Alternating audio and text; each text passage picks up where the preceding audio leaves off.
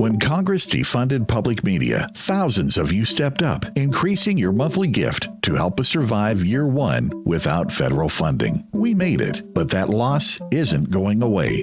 So if you haven't increased your monthly contribution yet, now's the time. And if you're not a sustaining member, join us. A monthly gift to Boise State Public Radio gives us the steady, reliable support we need for year two and beyond. Choose the support tab at boisestatepublicradio.org.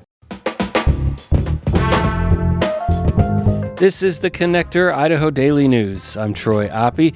It is Tuesday, July 21st. Here are today's headlines. Idaho Power is sued by a mining company in eastern Oregon. Downgraded evacuation orders and containment estimated by today on the Ohio fire near Hailey. And a North Idaho drag performer has dropped his lawsuit against a Christian lobbying group. We start this morning with some good news from the fire lines. Fire managers on the Ohio fire near Hailey report good progress yesterday in mostly favorable weather conditions. They're now estimating full containment of that fire by 6 p.m. this evening, contingent upon weather, fire behavior, and operational resources. The Blaine County Sheriff's Office last night downgraded evacuation orders for the Indian Creek and Ohio Gulch zones. Those remain in Level 2 beset status, but residents were allowed to return to their homes at 9 p.m. last night. Hiawatha and East Fork Triumph zones remained under Level 2 evacuation warnings also, according to the Blaine County Sheriff's Office. That fire remains at an estimated 2,035 acres with no structures lost or damaged. Attorneys representing the man accused of stabbing to death a 25-year-old riding a scooter on the Boise greenbelt earlier this month have asked that he be evaluated for the mental ability to stand trial. In a hearing yesterday, proceedings against defendant Ross Wardlaw were paused, and he was ordered to undergo a competency evaluation. Following treatment, Wardlaw earlier this year was found competent for trial in a different case, alleging he had threatened another man and a shelter worker with a knife.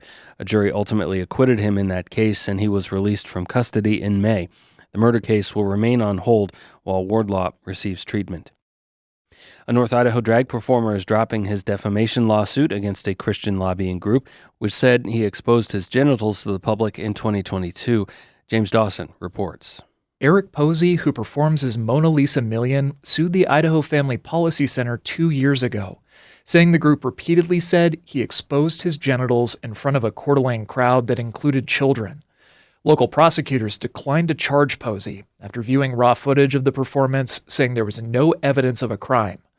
Last year, a judge partially sided with the performer by ruling the center couldn't couch their statements as opinions, which are protected by law.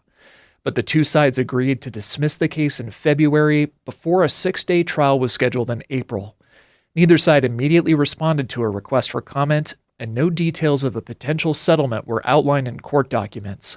Posey successfully sued far-right blogger Summer Bushnell for making similar comments and posting a doctored video with his crotch blurred. She's yet to voluntarily pay any of the $1.1 million a jury awarded him 2 years ago. James Dawson, Boise State Public Radio News. A massive project critical to Northwest hopes for more renewable energy was challenged in federal court last week. From Oregon Public Broadcasting, Courtney Sherwood explains.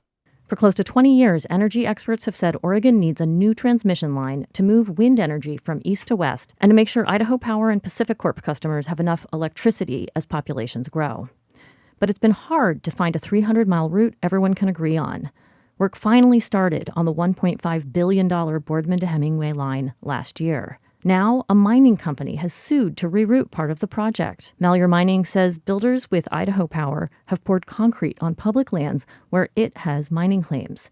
Sites it says could hold hundreds of millions of dollars in gold. A lawyer for the mining company and a spokesperson for Idaho Power both say they hope to work things out so the transmission line can be up and running by 2027.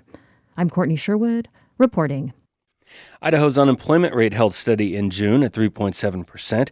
The rate was unchanged, but there were slightly more unemployed people a month ago compared to May. That rise was balanced by slight decreases in the state's labor force and its labor force participation rates and total employment. Overall unemployment and the unemployment rate was also up year over year, with nearly 500 more people on unemployment rolls in Idaho compared to June of 2025. Idaho's unemployment rate remains below the national average, which fell last month to 4.2%. AmeriCorps programs in Idaho received $3.9 million in two separate grants, according to the State Department of Labor. $2.1 million were competitively awarded to Idaho State University and the Student Conservation Association. Another nearly $1.8 million was provided to AmeriCorps at the University of Idaho, Palouse Clearwater Environmental Institute, Teach for America, and the Central Idaho Mountain Bike Association. The formula funding, as it's called, allows organizations to recruit, train, and supervise AmeriCorps volunteers who are supporting the Corps mission. Idaho's Water Resource Board meets later today. As George Prentice reports, on one of the hottest days of the year, members will be talking about something that can only be done on some of the coldest days of the year: cloud seeding. Cloud seeding has been happening since the 1940s. Airplanes or cannons shooting silver iodide, acetone, and liquid propane into clouds when temperatures are below freezing. Idaho Power began its own cloud seeding in 2003. The process helps generate more snow and improves water resources in the summer. It is something that is promoted by our farmers, our Farm Bureau, our water users, our state, our power utility companies. That is GOP House Representative Ben Furman introducing a cloud seeding bill to the Idaho legislature this past March. Furman told lawmakers that it was time to increase transparency around cloud seeding. The bill passed through the House and Senate, but not before getting pushback from some legislators, like Clint Hostetler from Twin Falls, who think that cloud seeding shouldn't be happening at all in Idaho. I didn't consent to this. I think most people didn't consent to this. We did not consent to be experimented on. Today, the Water Resource Board takes up its new responsibility of tighter cloud seeding oversight, which will include more public meetings on the process. You can stream today's meeting beginning at 1 p.m. at the Idaho Water Resource Board's YouTube page. George Prentice, Boise State Public Radio News. You can hear more of our previous reporting on Idaho cloud seeding programs at our website. Visit boisestatepublicradio.org and search for cloud seeding.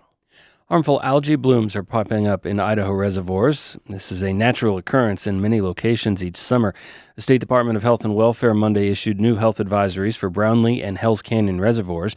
They join Crane Creek Reservoir in Washington County, also under health advisory for harmful algae. The department encourages people to use caution before recreating in or using water in these areas or allowing pets to enter the water. Algae blooms can be toxic to people, livestock, and pets. They may appear like mats, foam, spilled paint, or surface scum and have a foul odor. They may also not be exclusively on the surface of the water. The Boise Ironman 70.3 is this Saturday, but some closures have already begun at Julia Davis Park, where the finish line will be. The North Rose Garden parking lot and parking around the Boise Art Museum and the Gene Harris Bandshell closed to the public as of yesterday. Parking at Lucky Peak Sparkley Bay will be restricted for race setup starting Wednesday.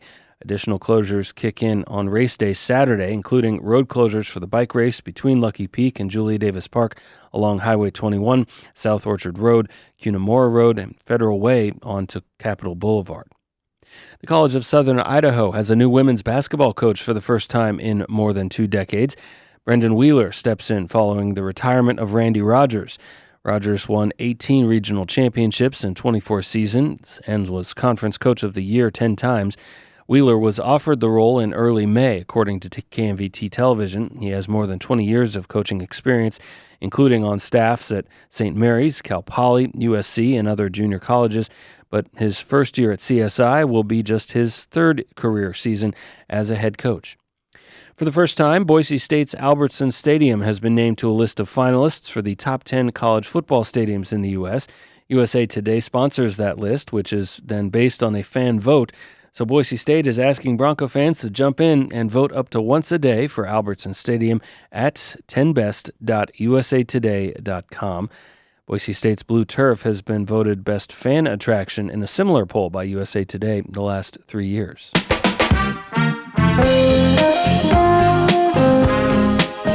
And that's your Connector on this Tuesday, July 21st. If you're in the Treasure Valley, take care outside. We have unhealthy air quality in the Boise area, at least through this morning. A health advisory for degraded air quality remains in effect from the state's Department of Environmental Quality through Wednesday. Our news director is Sasha Woodruff. Our manager of digital strategy is Lacey Daly. Our general manager is Tom Michael, and I'm Troy Oppie. Get you back here again tomorrow. Make it a great day.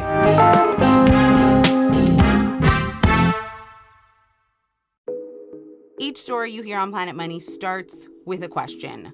What happens if we refund tariffs? Why are groceries so expensive? At NPR, we stand for your right to be curious, because the forces shaping our world can be hard to see.